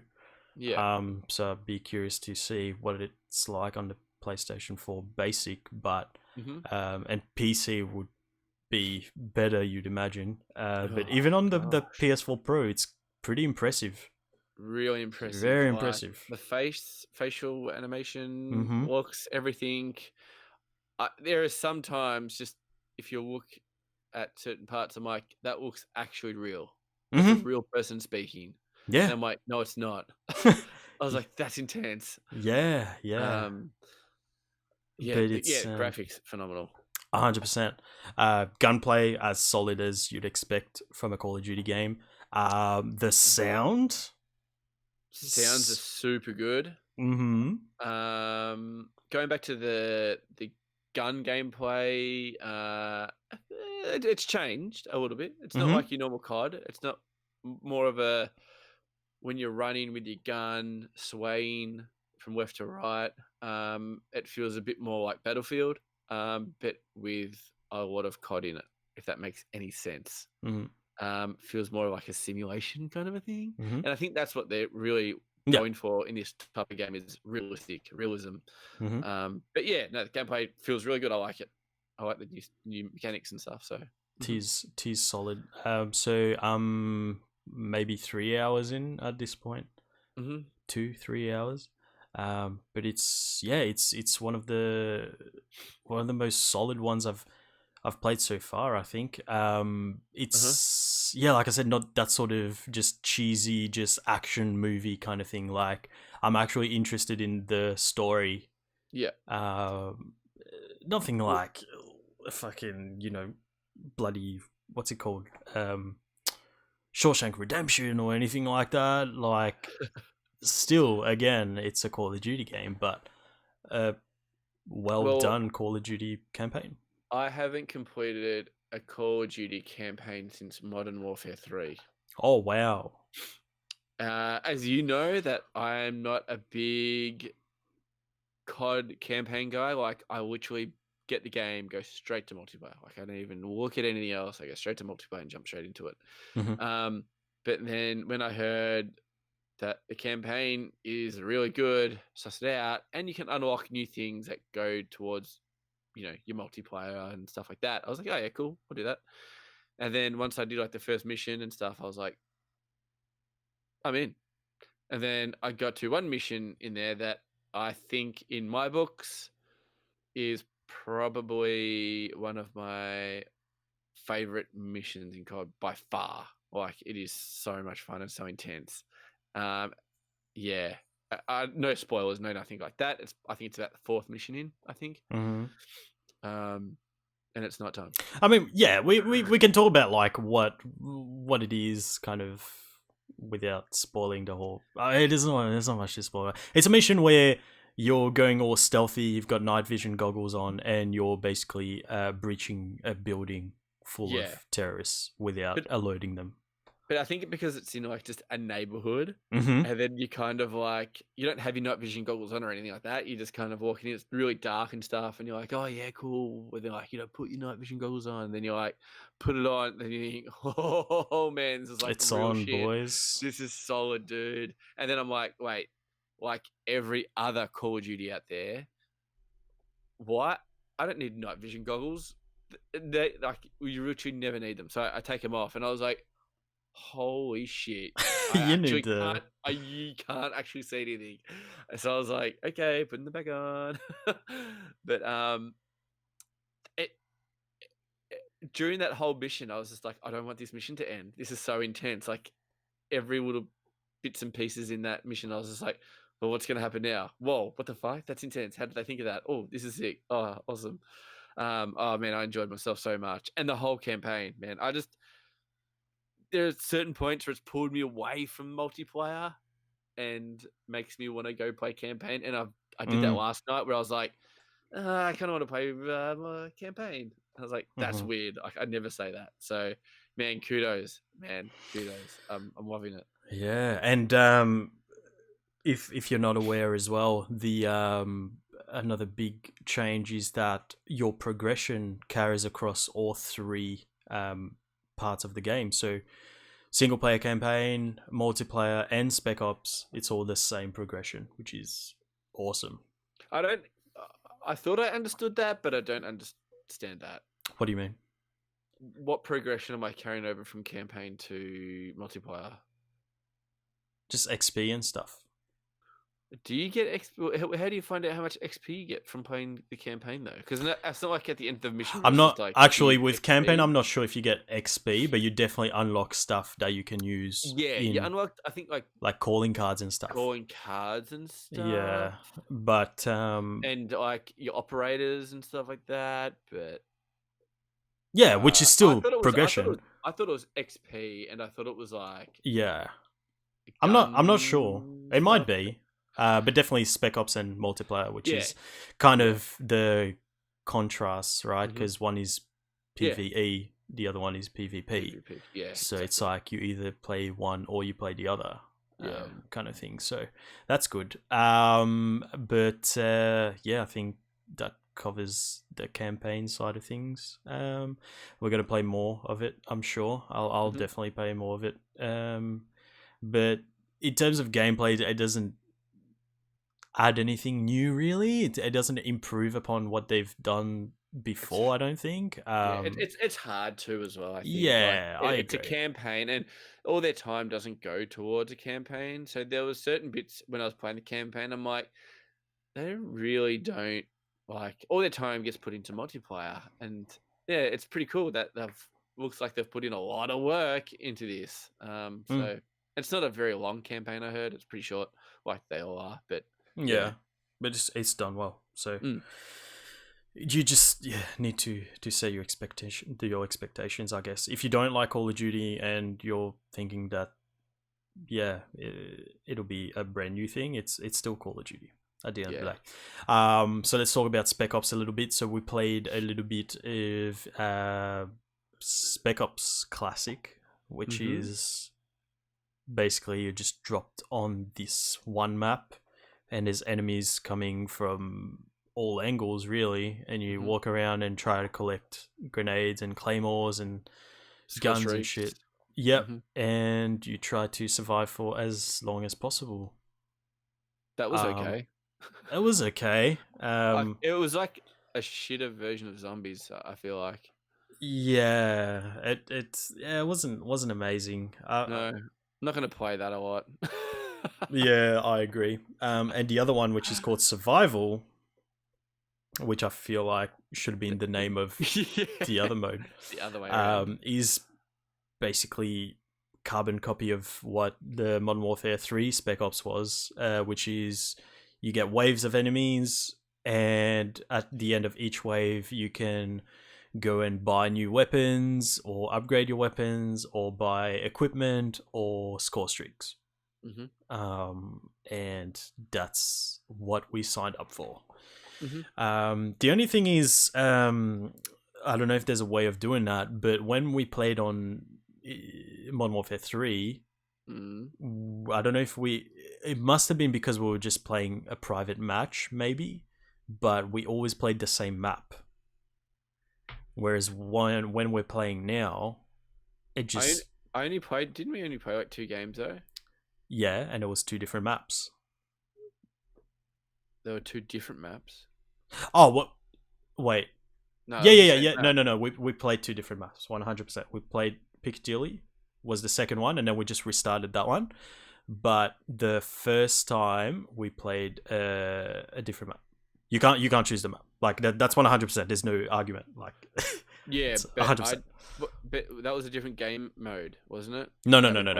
We played the Spec Ops one in that desert one, which only has the one map. Yeah. But when you go survival, it rotates between the different maps.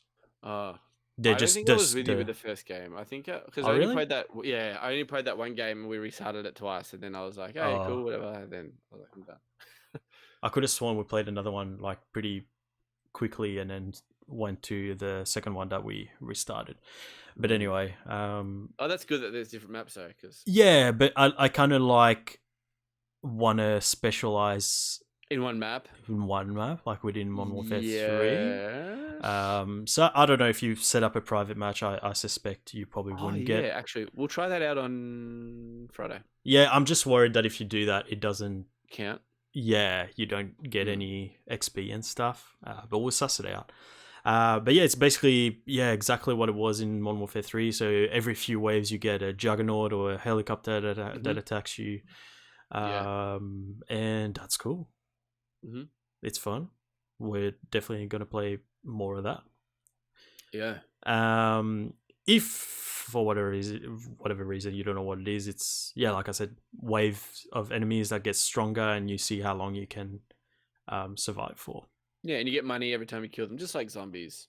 Yeah, I feel like the currency's like a more straightforward version of zombies. It's literally there's 3 different points. The one where you purchase your weapons, the one where you purchase your equipment, and the one where you purchase your score streaks, and that's it. There's no secret passage or the wolf's butthole that you got to penetrate to get. Yeah, you have to close the special gem 4 times, shoot the sky 6 times, do a jumping jack 4 times, do your high emote 3 times, and then if you jump up and down 4 times, you get to reload your gun.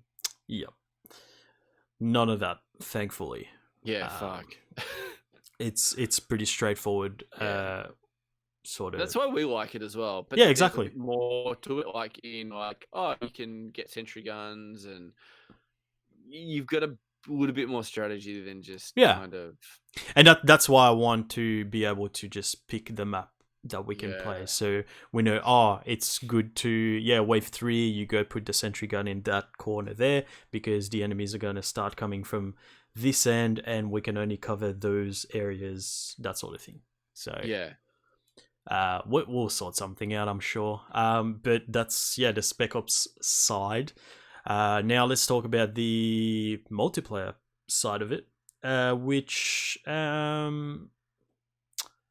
you brought up a good point yesterday, which is it feels a lot like Call of Duty Ghost, which is man. Not what I wanted. I don't know if it's harsh to say it's like Ghost. It's exactly like what I didn't like about Ghost, 100%. Yeah, so it's the maps.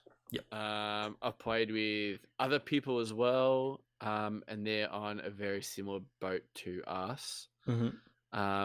Where the maps are just fucking too big, man. They're just too big.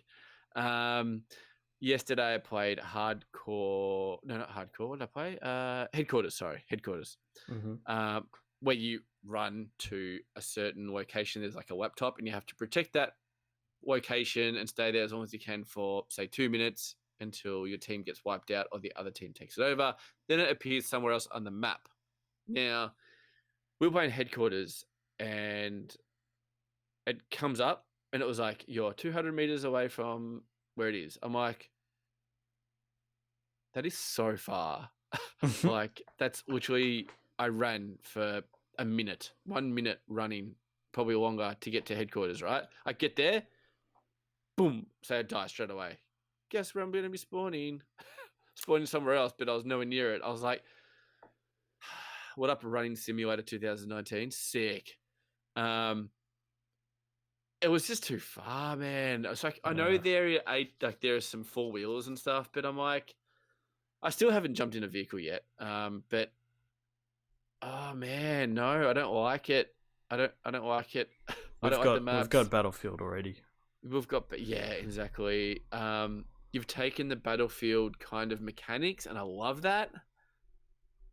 But don't put the maps and stuff. I know they're not the maps, but like they're just too big for a Call of Duty game. Mm-hmm. And I know they've you play against more players, so it's like 10v10 now. But you can play 6v6, but when you play 6v6, you're still playing on like huge maps. The same huge maps. No one's going to play 6v6 anymore, put it that way, because the maps are just too big. You're not going to find anyone. The maps are just... Another thing that kind of pisses me off about the maps is they all look very similar. The same color palette. There's no kind of like snow map. There's no jungle map. It's all very similar maps, except for maybe Piccadilly. Is it Piccadilly? Yeah. I feel like that's like the only kind of map that's kind of got a different theme going on. The rest of them feel very like, Yeah, I don't know. I don't know if I agree with you on that. I'm surprised. I'm interested to hear which ones you think are similar, because there's that massive one, which is like kind of Oriental, kind of like I don't know what's it like, Arabic kind of. There's like a big sort of mosque in the middle. Yeah. There's that, and then you have Gun Run, which is like factories. I don't know how it's similar to that one, and I can't remember a factory one. Gun Run, it's the one where there's train tracks. No. Oh yes, yeah, but I just feel like those factories are just being put in the Sahara Desert or some shit. I don't know. I just feel like put it this way, like when you hear people's comments, everyone's just like, "What's this map?" Oh, I don't know, man. Like, I don't know. Have I played this map? Like, I feel like you shouldn't be thinking back. Oh, I know this map. Yeah, I know this map. Oh, yeah, I've seen this map. Yep. Yeah, but that's more distinguish of like what map it is. But I feel like, and even when I'm like in the actual game, I'm running around for a little, like for the first like maybe. There's there's probably like 3 maps where I'm just like, oh, okay, yeah, I know where we are. But I'm like, oh, it still looks kind of similar. But I don't know. But I know what you mean as a sense. Like, there is that like another map. It's like a hotel map. It's actually my favorite map because they do really well in it. Not a hotel. It's kind of like a... Actually, is it Piccadilly? Maybe it is Piccadilly. Oh, I don't know. But I feel like I'm playing the desertish maps all the time. I shouldn't say desert. It's a desert. It's like it is, yeah. Afghanistan or something like that. Yeah, it does come up a lot. I feel like I'm playing that map all the time. Like 80% is that. I'm just like, God damn it, we're playing this map again. I was like, yeah. And maybe that's what maybe I'm always thinking, like, oh man, not this map again. Because there's another map that's similar to that but smaller. But yeah, the rest of them are a bit of a... I'm just not really impressed with the maps, but everything else I'm very impressed at. But yeah, we'll see. Maybe because it's a new game and I still don't know the maps. Yeah, but no, I get what you mean. I mean, I'm starting to kind of get used to it, but because they're so big, like you've got people who have figured out where people are going to be coming from and stuff, and they just chill there for a bit. And because they're so big, there's different angles where you can see people coming, and you get a lot of snipers chilling in the same spot, and just like campers. It worked. It worked in our favor in that one map yesterday, where it's like, there's that bridge, and if you start on one side, you're 100% at a disadvantage. And we were on that side the first few times we played it, and we were like, this is fucked. People are going to sit on the bridge and just snipe, or on the other side and just snipe while we're trying to get to their side, and there's nothing we can do about it. And then we started on the other side for the first time. Well, it was the first time for me anyway. Yeah. And we just dominated because it's completely unfair. Like, It if is. you start on that other side, you 100% have an advantage. There's more structures. There's to different, hide. there's more spots you can hide in and just sit and watch the other team try to come at you while you're protected by all these things. Because that's the thing, they It's can't like- see you. No, yeah, And they it's, have it's to move to you, and then they're in the open. So, like, you get a free shot at them. yeah, I don't get it. Mm. It's a bit silly. It is a bit silly. So multiplayer, as much as I would like playing it more, and I'm still playing it a fair bit. I still love it because it's COD. It's a new COD. It's new. I love Yeah, a new but Call of Duty. I'm not having as much fun as I would like. I think I'm getting more frustrated at certain things, the maps mainly. Yes. I'm surprised at how quickly you can die now as well. Like, you drop pretty quickly in this game. Like, it's a few shots, you're dead. It's a lot more slow paced as well. It's very slow paced. It's probably one of the slowest paced CODs there is by far. It could be because there are a lot of campers now. Is this because we're in week 1 of Call of Duty and everyone's like, my KD ratio? I've definitely felt like I've matured in a COD player because I'm not getting as angry what I used to be, because I used to rage pretty much all the time, like consistent rage. I'm just like, this is fuck, this is bullshit, this is fuck. But now I'm just like, when I die, I'm like, nah. And then sometimes I'm like, this is fuck, but not as much. But yeah, it's definitely a slower COD though. Yeah, definitely. But I do like the gun mechanics. I like the double sprint now, where you can kind of run again. It's like that that burst of sprint that you can do. That's cool. Yeah, so you run faster for a little bit. Yeah, I like that. Let's talk about the gunsmith. So finally yeah, got to see what the gunsmith is like. So you basically choose your gun, and then you go to said gunsmith, and then you can mix and match different parts of the gun. And how it works is you can have up to 5 parts to your gun, but you could have, there's more than 5 different parts that you can customize. So you got to choose what you want to have over the other things. So the perk is one of those things now. It's not a separate thing. So you go to your gun and you can choose what perk you want and unlock the perks as you level up your particular gun. The grip, the muzzle, the scope, and all that stuff. And it's kind of cool being able to customize those different things and work out what's gonna work well for your style of play. And I've spent quite a bit of time in there trying to suss out what I want, what I don't want. It's cool. a lot as well. Like, Yeah. many scopes. It's not like 4 scopes. There's like 15 scopes, and like so many different camos. I like the charms on the guns as well. There's other stuff that we need to unlock that we still don't know what it is. Yeah, the watches. Keen to see what the watches are like. Yeah, the stickers as well. That looks pretty interesting. Yeah, that's right. Yeah, the gunsmith is cool. I like that. Yeah, it is pretty cool. You know what we forgot to mention? What's up? One of my biggest hates in this new COD, the kill streaks. Anything that's flying in the air is so OP'd.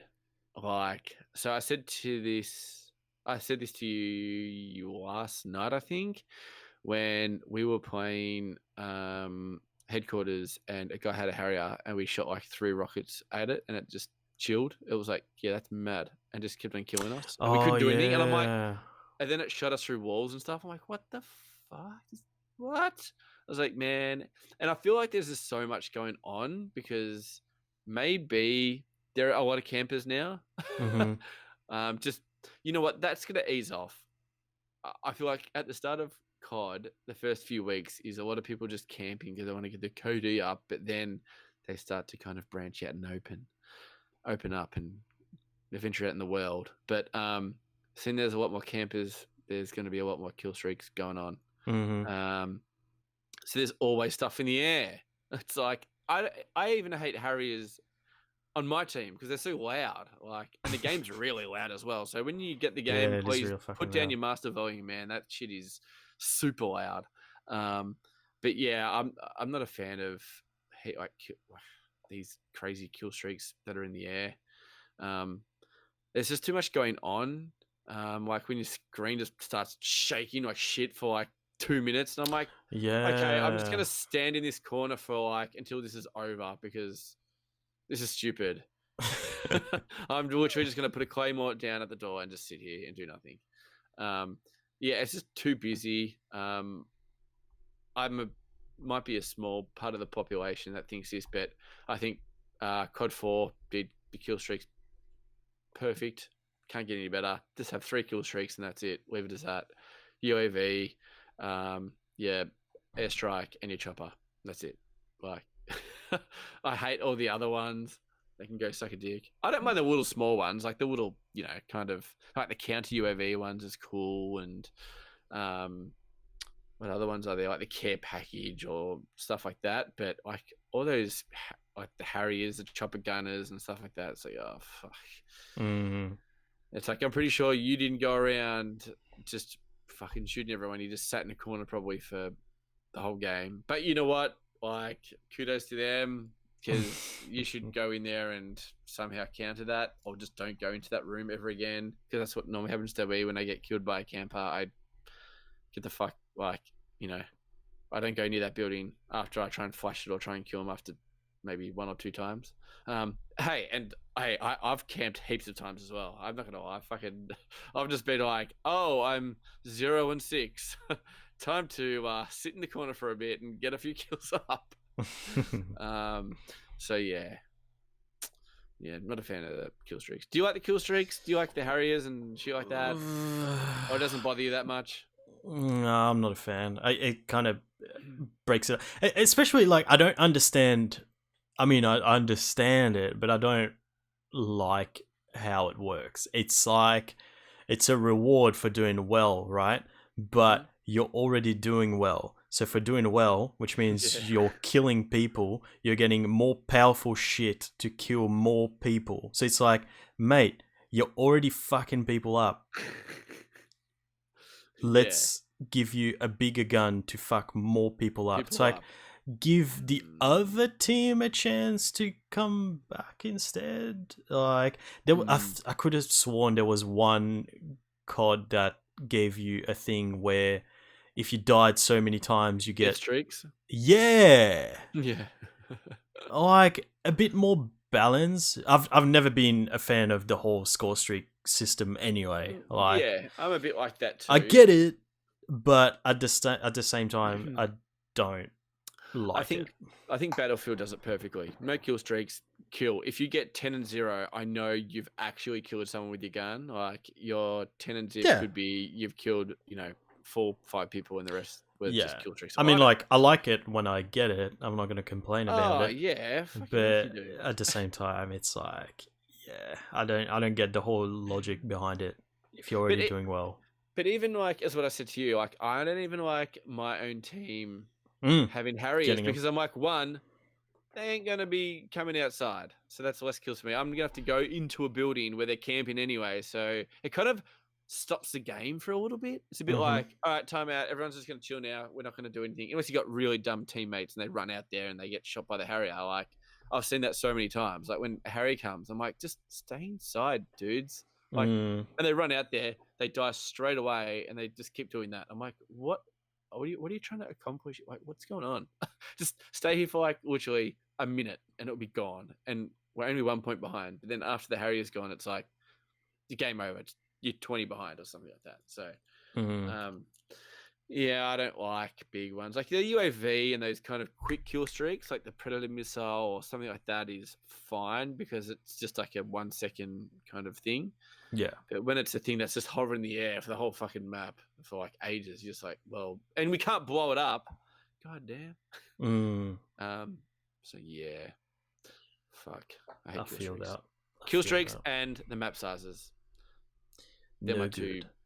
two bad things about it. Yeah, but the same as the past few iterations of the game, I guess. There's something for everyone, I guess. So there's, if you don't like PvP, there's still PvE stuff that'll sustain you for a bit.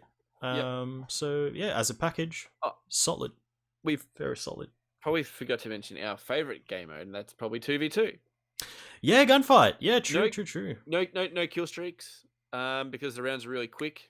It's the first to 6, I think. Yes. First to 6. First to 6. And every round it starts off with everyone has the same gun, Yep. and it randomizes after every 2 rounds. So it could be a sniper, and then you have a secondary, or sometimes you don't have a secondary, you have a fist. It could be a grenade, stun grenade, so on. And the maps are puny, very small. And that's what makes it so good.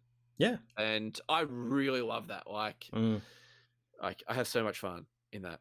Like, it's just, I don't know what it is. I think it is the thing of even playing field, and yeah. There's no kill streaks as well. And you definitely have to work as a team. Like, I don't think I'd never play 2v2 by myself with a random. No. That would be the worst thing in the world. So yep. I agree. But with a friend, amazing. It's good. It's so good. It's so much good. fun. Yeah. We had strategies. It's like, let's both go left this time. We both go left. We suck. Oh, all right. We're going to split up. I'm going to go upper. You go lower. Guy on the left, back right, whatever. I don't know. It's just good communications and stuff like that, where TDM and stuff, we don't really speak to each other. We're just like, our conversation's this. Oh, bullshit. How did he kill me through that shit? That's bullshit, man. Fuck off. Like, literally our conversation. So, 2v2 is definitely my favorite game mode. It's I suppose it's a shame that I'm not going to play it by myself with randoms, because it'd just be too frustrating. Yeah. Because they wouldn't have a mic or something like that. And you're like, well, how am I supposed to communicate with you? Like, if he dies, how am I going to know where he is? Or I don't know. So, but yeah, there's a few game modes in there. There's like a kind of like a 15 or a 16v16, exactly like Battlefield. But guess what? It's so much shit in that because you got kill streaks. So think of Battlefield with kill streaks. Worst concept ever, because you're going to have 2 guys on the team that's just going to be sniping and just camping because the map is so big. Get, 7 kills up, bring in a fucking chopper gunner, and guess how many kills you're going to get with a chopper gunner on a pretty big map when it's open. I played it once, and that's exactly what happened. We dominated them. We had all of the points nearly locked down. We were that far in front. And then the whole sky just lit up with just kill streak after kill streak after kill streak, and we couldn't do anything. It was literally just spawn die, and then they just end up winning the whole thing. So I'm like, so the strategy here is don't play the objective. Let's just camp, chill out, do nothing. Let them capture everything. Who cares? And then strike kill streaks down. And I'm like, okay, I'm never playing this game mode again. And that's ground war, by the way. So, yeah, it's terrible. And it was exactly like Battlefield. Like, it was set up exactly like it. Like, capture A, B, C, D, E. All around the map. And I was like, this is weird. But I'm sure we've missed out on a lot of stuff about COD. But I am enjoying it, though, I must admit. Now, is it because it's COD? Yeah, probably. I'm a sucker. All right. Yeah. Well, I'm sure we'll be talking about it more in next coming weeks. But for this episode, man, it was I didn't lie. I did say on the tweet that I put out before it started, I said it was going to be a jam-packed one, and Fuck oath, it was a jam-packed one. Yeah, almost 2 hours this episode, longest one we've done in quite a while. But Jesus, it's got to speak shit. yeah.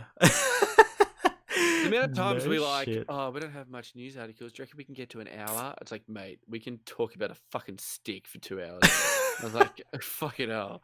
Like, No shit. Nah, but it was good. It was good fun. It was Yeah, good man. fun. But Chris, tell the people where they can follow your endeavors on the internet. they can find me on Instagram at christofini.gaming. Yep. Awesome. With the Button Mash crew, the best way to keep up with what we're doing is definitely on Twitter. So that's Button Mash Pod on Twitter. We're also on Instagram, Button Mash Pod again. You can email us your feedback, good or bad. That's buttonmashpod@gmail.com.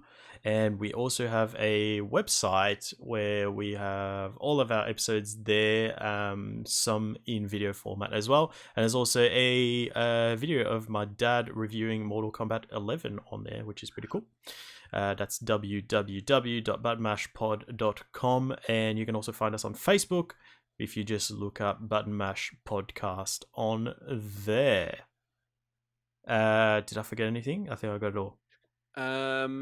I always seem to forget one thing. Oh, yes, you did. Did I? What did I forget? Did you forget about Twitch?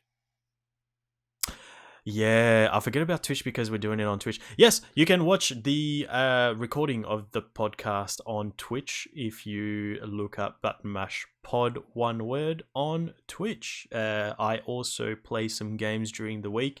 I'm about to finish The Evil Within on Tuesday. I'm up to the last chapter.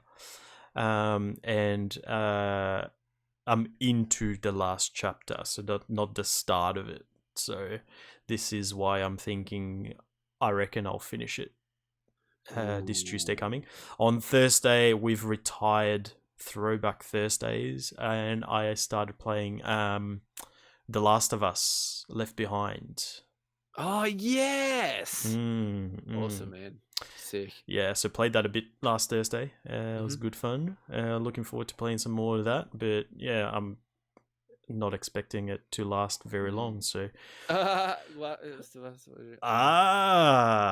you go. I didn't even mean that. Oh, but and, by the way, if you have a Twitch Prime account out there, motherfuckers, send us your free sub over here, and we'll yeah, we're very close give to you a our high five. We're very close to our third emote slot. But yeah, you can come watch the show live as well on Sundays. Now, to keep up with the schedule, because it can change very slightly, but it does change from week to week. Definitely follow us on Twitter. The schedule comes out every Friday, Saturday also, to let you know what's going to happen in the during the following week. But apart from that, yeah, that's it for this week, ladies and gentlemen. Thank you very much for listening to the show. The people who are following in the Twitch chat as well, you guys are fucking legends. But that is it for this week. So you guys have yourselves a wonderful week. We'll speak to you next week. WWE 2K20.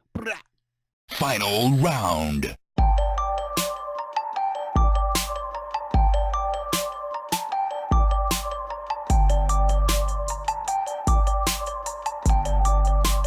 You